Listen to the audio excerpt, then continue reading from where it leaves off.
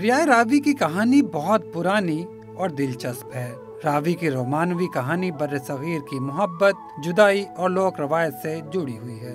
ये दरिया सिर्फ पानी की मौजें ही नहीं बल्कि सदियों से आशिकों और शायरों का इस्तारा रहा है। इसकी गुज़रगाह, तारीख और तहजीबों से जुड़ी कहानियाँ इस खित्ते की रूह से रोशनास कराती हैं।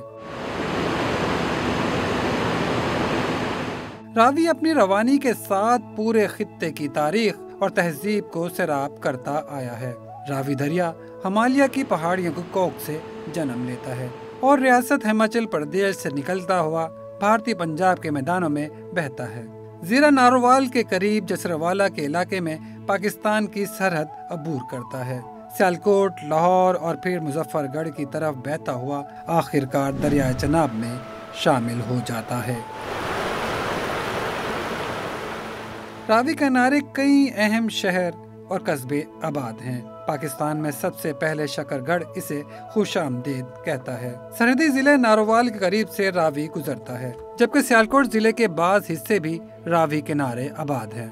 गुजरांवाले के कई इलाके भी रावी के साथ जुड़े हुए हैं। तारीखी शहर लाहौर रावी किनारे ही आबाद है। शाही किला और शालामार बाग की कहानियां भी रावी के साथ ही जुड़ी हुई हैं। कहा जाता है कदीम जमाने में रावी बराह रास्त शाही किले के बिल्कुल पहलू से गुजरता था।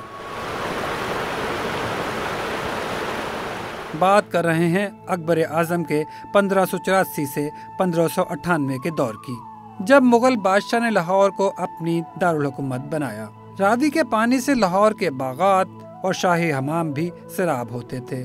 इसीलिए मुगल बादशाहों ने किले के दीवार के साथ साथ बागात और कश्तियां रखी ताकि दरिया के जरिए सफर कर सकें। शाहजहां के दौर में शाही किले के सामने रावी पर संगे मरमर के शाही मंडप और कश्तियों के उतरने चढ़ने के लिए जगहें बनाई गईं। वक्त के साथ साथ न सिर्फ इसमें तब्दीलियां आईं बल्कि सदियों में दरिया का भाव बदलता रहा। 19वीं सदी के सिख और अंग्रेज दौर में रावी का रुख आहिस्ता आहिस्ता शुमाल की तरफ सिरकता गया और आज ये शाही किले से काफी फासले पर चला गया है। हम बात कर रहे हैं रावी किनारे बड़े शहरों की। शेखुपुरा के कुछ हिस्से भी रावी किनारे आते हैं। फैसलाबाद के नवाही इलाके जो खास तौर पर जंग के रास्ते में आते हैं रावी को टच करते हैं। मुल्तान डिवीजन का मुजफ्फरगढ़ जिला वो मुकाम है जहां रावी आखिरकार दरिया चनाब में शामिल हो जाता है। कदीम जमाने में रावी आर्यों, हिंदुओं और बुद्ध मत की तहजीबों के लिए एक मुकद्दस दरिया समझा जाता था। महाभारत और वेदों में इस दरिया का जिक्र इरवती या इरावती के नाम से मिलता है। 1947 में तकसीम हिंद हुआ तो रावी पाकिस्तान के हिस्से में आया, लेकिन 1960 में सिंध ताश मुआहदे के तहत इस दरिया का पानी भारत को इस्तेमाल करने का हक दिया गया, जबकि पाकिस्तान में ये ज्यादातर खुश रहने लगा। लेकिन बरसात में ये अब भी लाहौर और करीबी इलाकों को जिंदगी बख्शता है। रावी में लगभग 40 साल बाद पुरानी रवानी आने से मसाइल तो हैं, लेकिन इसका हुस्न बहाल होने से शहरियों में खुशी की लहर दौड़ गई है। रावी जड़ी है वो अपने बंद आप तोड़ के आई है।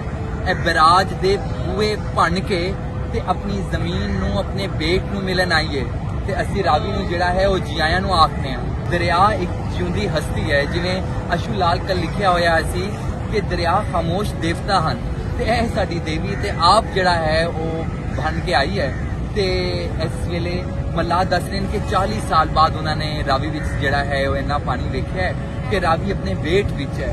असी कहने आ कि रावी सदा जीवे, रावी दी लुकाई सदा जीवे ते ए जड़े दरियावां दी कैद है ए मुके।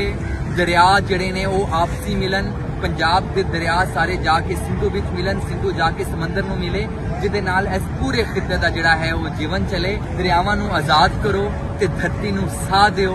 दरिया तो और भी हैं, लेकिन रावी के साथ रोमानवी दास्तानें जुड़ने से इसे मुनफरद हैसियत हासिल है। वारिस शाह की लाजवाल दास्तान हीर रांझा में दरियाओं का जिक्र बार बार आता है। हीर के गांव जंग के करीब जनाब है, जबकि रावी को भी महबूब के इंतजार और जुदाई के इस्तारे के तौर पर याद किया जाता है।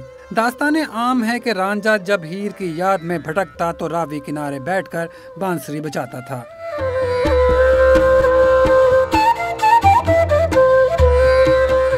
दरिया دریا کی لہریں اس کے درد کو اپنی سرگوشیوں میں ڈھال دیتی تھی۔ راوی کنارے کئی شاعروں اور صوفی بزرگوں نے وقت گزارا۔ صوفی بزرگ بیٹھ کر اللہ کی یاد کیا کرتے تھے۔ بعض روایتوں میں آتا ہے کہ وہ کہتے، راوی کی ہر لہر عاشق کے دل کی دھڑکن ہے جو اپنے محبوب کے دیدار کو ترس رہا ہے۔ لاہور کے باسیوں کے لیے راوی ہمیشہ محبت کا دریا رہا۔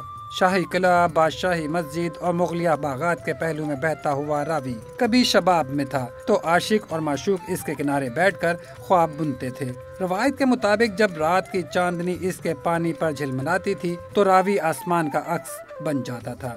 محبت کرنے والوں کو لگتا تھا جیسے وہ ستاروں کے بیچ بیٹھے ہوں۔ فیض احمد فیض، حبیب جالب اور کئی دوسرے شعراء نے راوی کا ذکر کیا۔ ان کے لیے یہ دریا محض پانی ہی نہیں بلکہ یادوں، خوابوں اور جدائی کا استعارہ تھا۔ کبھی راوی کو محبوب کی آنکھوں کا عکس کہا گیا تو کبھی اس کے بھاؤ کو عاشق کے آنسوؤں کی روانی سمجھا گیا۔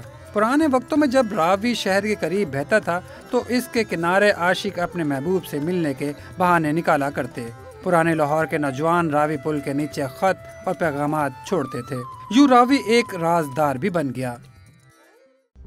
مزید نیوز اپ ڈیٹس اور ڈیجیٹل سٹوریز کے لیے سبسکرائب کریں ڈان نیوز پاکستان۔